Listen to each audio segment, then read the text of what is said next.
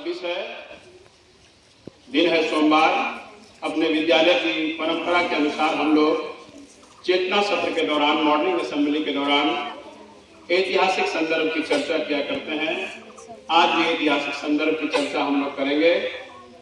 आज के ऐतिहासिक संदर्भ के क्रम में सबसे पहली बात है, ऐतिहासिक प्रसंग है। गौर कीजिए, आज ही के दिन 1527 ईस्वी में करीब करीब 500 साल, 499 साल पहले की बात है, लेकिन इतना महत्वपूर्ण यह घटनाक्रम है जिसे आज भी याद करना उतना ही समीचीन है।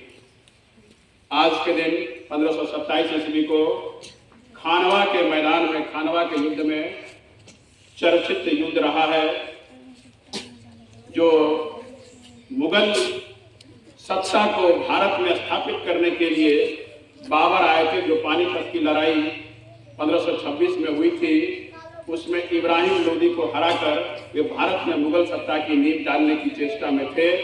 इसी क्रम में मेवाड़ के राणा सांगा से उन्हें चुनौती मिली थी और आज ही के दिन 1527 ईस्वी में मेवाड़ के राणा सांगा को बाबर ने खानवा के युद्ध में पराजित किया था।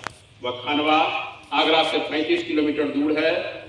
एक ऐसी और चर्चित, बहुचर्चित युद्ध, ऐसी लड़ाई जिसके बाद मुगल सत्ता की स्थापना का रास्ता भारत में साफ हो गया था, या यूं कहा जाए उसकी नींव और भी मजबूत हो गई थी। उन्होंने तोप के जरिए, बाबर की सेना ने तोप के जरिए मेवाड़ के राणा सांगा के सेना को पराजित किया था और भारत में मुगल सत्ता की नींव पड़ने की और भी मजबूती हो गई थी। आज के दिन की दूसरी और अहम बात है कि आज ही के दिन 1995 ईस्वी में पल्स पोलियो कार्यक्रम का आरंभ हुआ था। एक ऐसी बीमारी जो आजीवन विकलांग बना देती है, उससे बचाव के लिए, उससे सुरक्षा के लिए 16 मार्च 1995 ईस्वी को पल्स पोलियो अभियान आरंभ किया गया था, जिसमें इसका चर्चित नारा रहा है, 2 बूंद जिंदगी की, और एक भी बच्चा छूटा तो सुरक्षा चक्र टूटा। इन नारों के साथ 5 वर्ष से कम उम्र के बच्चों को पल्स पोलियो की जो दवा पिलाई जाती रही, जिसके चलते आज भारत पोलियो मुक्त होने के कगार पर है। पल्स पोलियो कार्यक्रम के तहत टीकाकरण किया जाना, टीबी, खसरे आदि के लिए भी जो टीके दिए जाते हैं, इस कारण से आज के दिन को, यानी 16 मार्च को राष्ट्रीय टीकाकरण दिवस के रूप में भी मनाया जाता है। आज के दिन को राष्ट्रीय टीकाकरण डे के रूप में, यानी नेशनल वैक्सीनेशन डे के रूप में आज मनाया जाता है।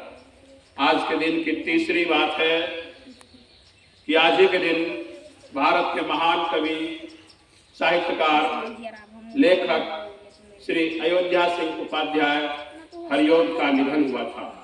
आज ही के दिन 16 मार्च 1947 ईस्वी को आजमगढ़ में, जो उत्तर प्रदेश में है, आजमगढ़ में उनका निधन हुआ था, श्री अयोध्या सिंह उपाध्याय हरियोद का। हम आज उनकी पुण्यतिथि पर उनकी ही रची एक छोटी सी कविता से उन्हें श्रद्धांजलि देना चाहेंगे। श्री अयोध्या सिंह उपाध्याय हरियोद की एक छोटी सी कविता, उनसे उन्हें हम श्रद्धांजलि अर्पित करेंगे। उनकी कविता है एक तिनका। एक तिनका, एक छोटा सा तिनका जब हमारी आंखों पर पड़ता है तो हमें कैसा एहसास होता है। एक कवि ने अपनी भावनाओं का एग्जीबिशन किया है, प्रदर्शन किया है, भावनाओं का प्रवाह उनका देखिए। मैं घमंडों में भरा ऐठा हुआ।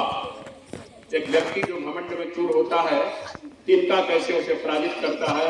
अयोध्या सिंह उपाध्याय हरियोद की पंक्तियां देखिए, उनकी भावनाओं को सुनिए। मैं घमंडों में भरा ऐठा हुआ, एक दिन जब था मुंडेर पर खड़ा, आ अचानक दूर से उड़ता हुआ, एक तिनका आंख में मेरी पड़ा। मैं झिझक उठा, हुआ बेचैन सा, लाल होकर आंख भी दुखने लगी, मूठ देने लगे लोग कपड़े की लगे, ऐंठ बेचारी दबे पांव भागी। जब किसी ढब से निकल गया तिनका, जब किसी ढब से निकल गया तिनका, तब समझ ले यूं मुझे ताने दिए, ऐंठता तू किस लिए इतना रहा, एक तिनका है बहुत तेरे लिए। एक तिनका ही एक मनुष्य के लिए काफी होता है, जो उसकी घमंड को उससे उतार देता। उनकी ही अयोध्या सिंह उपाध्याय हरिऔध की ही एक बूंद नामक कविता है।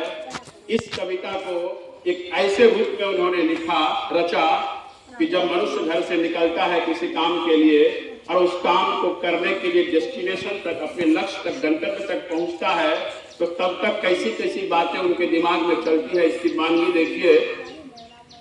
ज्यों निकलकर बादलों की गोद से, ज्यों निकलकर बादलों की गोद से, ही अभी एक बूंद कुछ आगे बढ़े, सोचने फिर यही जीने लगी, आह क्यों घर छोड़कर मैं यूं कढ़ी।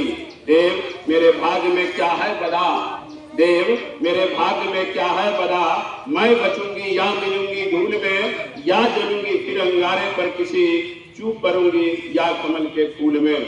बह गई उस ताल एक ऐसी हवा, बह गई उस ताल एक ऐसी हवा, वह समुंदर ओर आई अनमनी, एक सुंदर सीप का मुंह था खुला, वह उसी में जा पड़ी मोती बनी। लोग यूं ही हैं झिझकते सोचते, जबकि उनको छोड़ना पड़ता है घर, किंतु घर का छोड़ना अक्सर उन्हें बूंद नौ कुछ और ही देता है कर, बूंद नौ कुछ और देता ही कर। हम अयोध्या सिंह उपाध्याय हरिऔध जी को उनकी पुण्यतिथि पर याद करते हैं और उन्हें श्रद्धांजलि देते हैं। सबका बहुत बहुत धन्यवाद। सभी खुश रहिए और निरंतर आगे बढ़ते रहिए। पुनः आज की वार्षिक परीक्षा के लिए आप लोगों को शुभकामनाएं।